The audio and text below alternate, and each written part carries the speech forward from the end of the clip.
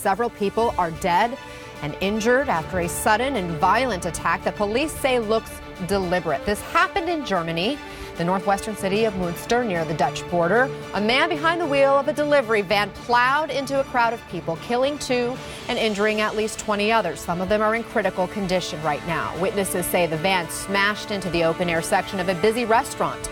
The driver of that van is also dead. Police say he committed suicide with a gun right after the crash. Julian Reichelt is joining us now. He's the editor-in-chief of the German newspaper Bild. Julian, it's after 10 at night there now in Germany. This happened about 3 in the afternoon. I understand state officials just held a live press conference with reporters. What did they say?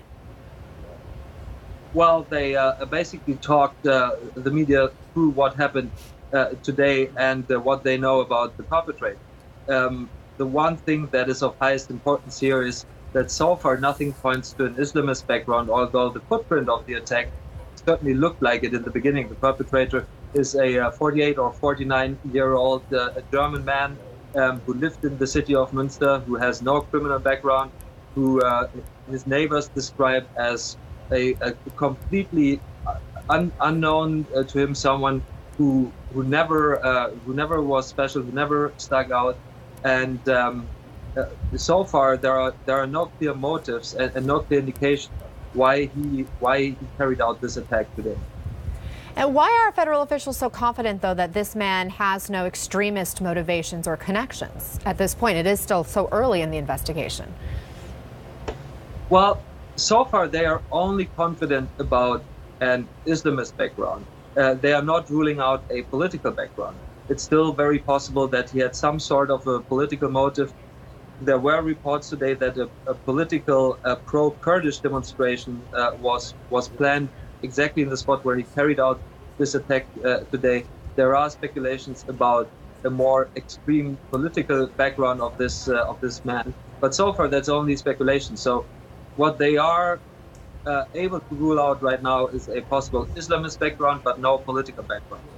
Okay, so they're saying no Islamic terrorism, at least at this point in the investigation. Sources also telling us that police officers are at this attacker's home, searching it. What are they looking for? Do you know? Well, they are looking for possible clues into the motives of this person. From what we have learned from our police sources, apparently he may not only have one residence, but several residence addresses, which would be kind of strange. Usually in Germany, where you're registered with your address, you have one address and not several. So this may be the first of a couple of raids tonight. The German SWAT teams have entered the building about an hour ago. There were explosions heard, so we do not know why they used these kind of methods. But apparently they wanted to make sure that there's no one still left in the building who could then attack them. So they went in quite aggressively and now searching the residence of the man who drove the truck to learn more about his motive. Julian Reichelt in Germany, thank you for that update. Joining us now to talk more about this, 2 CNN law enforcement analysts, James Galliano and Josh Campbell. Both are former FBI supervisory special agents. So, James, police announced very quickly this was a deliberate attack, and now also announcing quickly they don't see any ties to radical Islamic terrorism. Is there any information in what we just heard that stands out to you? Sure, the attacker appears to be an anomaly from this sense, and I've been making some phone calls and talking to some counterterrorism experts.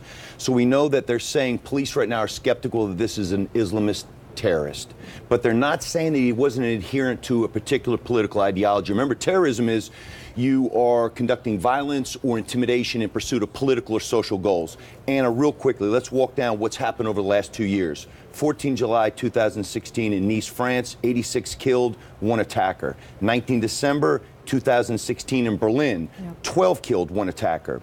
3 June of 2017, the London Bridge attack. You and I sat here and talked about it that night. 8 killed and 3 attackers. 31 October 2017, right around the corner from us, the West Side Highway attack, 8 dead. What is different about this attack that gives us pause is this fact. Most of the time, the folks that I've talked to that talk about Islamist terrorists, If they're going to conduct their terror attack, the martyrdom comes from giving their life in the pursuit. So if they use a bomb, they die in it. The bomb, they become part of the weapon. If they die by suicide by cop, martyrdom is still a possibility. In this instance, the attacker took his own life. By their rule book, that's cowardice. That's what makes us think there might be some type of mental instability here. And when we talk about the attacker, Josh, in this case, we know the driver killed himself, as James mentioned. The authorities have now said he is a German citizen, and based on Julian's reporting, he had no criminal background. What happens next? Yeah, great to be with you, Anna and Jimmy. Next is going to be trying to fully identify this individual and everyone who was in his orbit.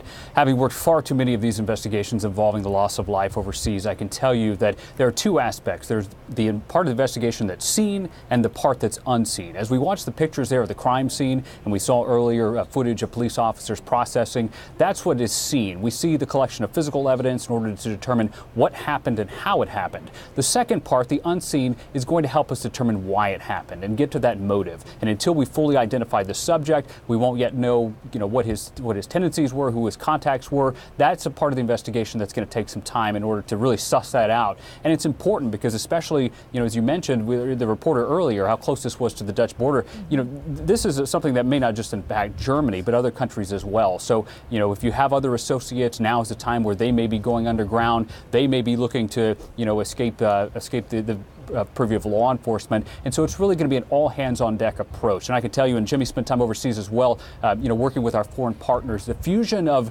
information between intelligence services and law enforcement has come so far, from early days, where now we see it as just a matter of course that if one of these attacks happens and an individual is identified, that information is quickly shared to other law enforcement services, other intelligence agencies, so that they can determine if they have information that may also help investigators locally.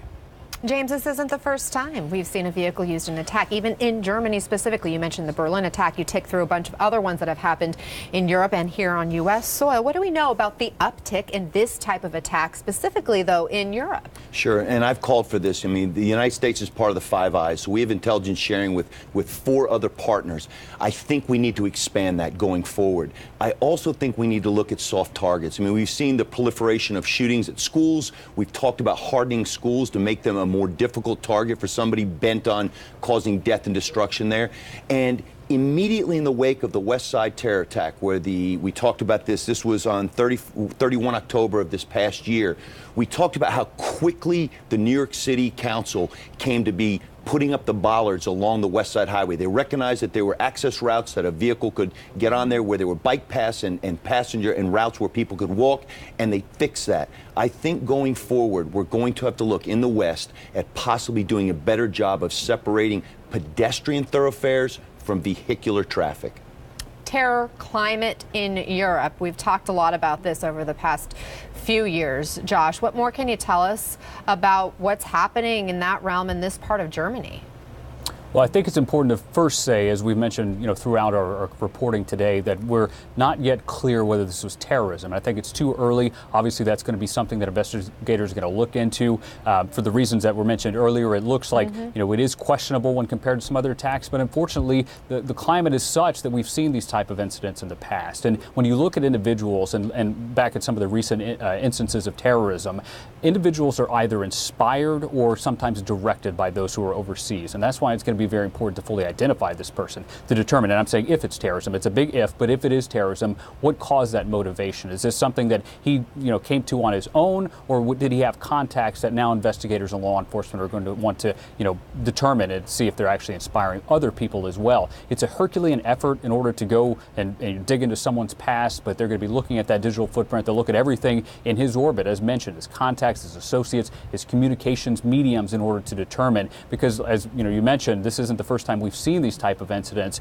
And as we look to the Middle East, I mean, we've talked a lot about ISIS in recent years. As they are crushed, there will be fighters that are returning home, that are going back. So just because we're taking land away from them doesn't mean we're going to be taking away that ideology. So it very much remains a threat. Right.